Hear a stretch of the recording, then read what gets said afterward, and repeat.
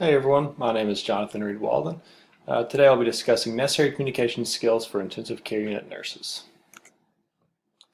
First, start off by saying communication in intensive care unit has many challenges.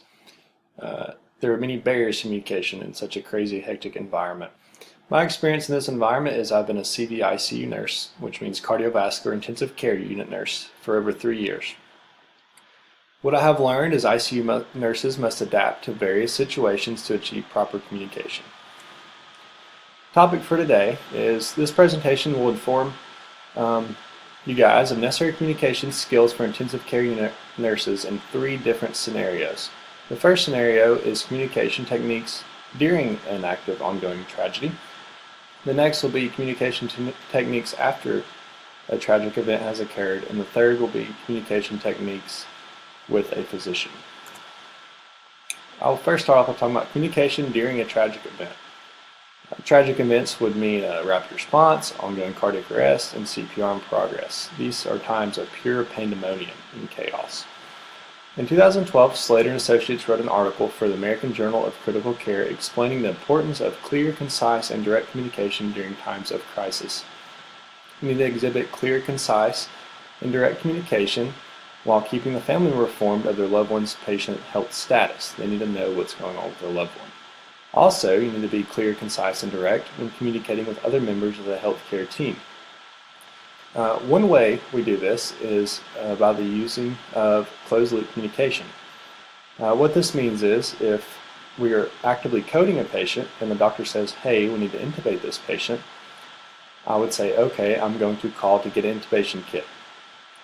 I would go and call respiratory and say, hey, we need an intubation kit as soon as you can get it. Once I called, I would go back to the physician and say, hey, I called respiratory, they're bringing a intubation kit as soon as possible. That way, everybody in the room knows that intubation kit is on its way, so we don't need 2 or 3 people wasting their efforts calling the intubation kit because I've already done this task. This really promotes efficiency during times of active tragedies.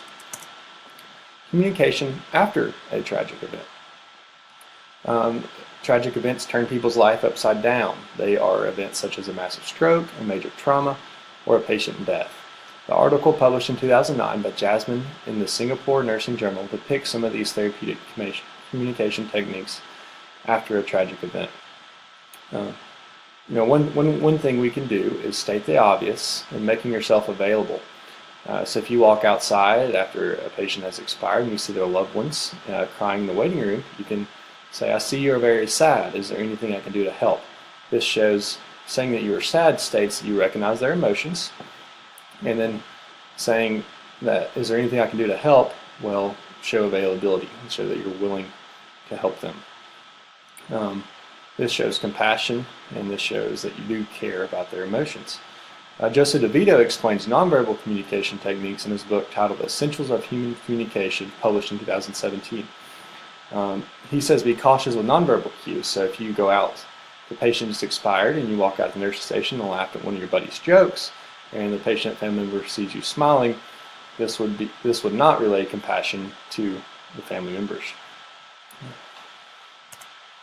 Now that I've talked about communication before or during a tragic event, and I've talked about communication after a tragic event, now I'm going to proceed to discuss communication techniques with physicians.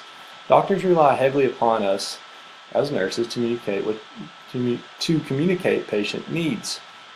In 2009, Manilovich and Associates published an article in the American Journal of Critical Care concerning what doctors want from nurses. The studies show that doctors want relevant information presented in an organized fashion and in a timely manner. Doctors are busy. They don't have time to listen to nurses ramble on. An example of this is, and one way I use to communicate with physicians is report using body systems. So if the physician comes up and says, how is the patient doing? I'll say, their cardiac status is this, their blood pressure is this, their heart rate's this is what their cardiac medications they are currently taking. Then I'll proceed to respiratory. Here's the respiratory status, here's how much oxygen they're on, and so forth. That using body systems help me stay organized. Also, it's crucial to use accurate communication techniques when communicating with physicians. If you're not, you could result in fatality. One example I use to depict that importance of accurate communication with physicians is pitressin versus pitocin.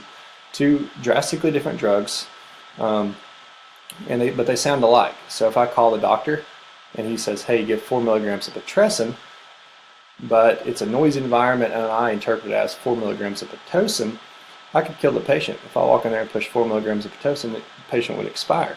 Therefore, it is crucial to use accurate communication with physicians. Joseph DeVito explains a repeat method in his book titled Essentials of Human Communication, published in 2017. The repeat method basically is to repeat back what the doctor said. So if I call a doctor and says, give 4 milligrams of pitressin, I'll repeat it back. I'm going to give 4 milligrams of pitressin. That way everybody's on the same page. In conclusion, as this presentation is outlined, communication is very important to the ICU nurse. Communication techniques have been discussed during a tragic event, after a tragic event, as well as with physicians. These are all difficult times for communication. Proper communication enhances patient care, comforts family during difficult times, and can prevent life-threatening errors. Here's my references. I hope you guys enjoyed this presentation. I hope you guys have a nice day.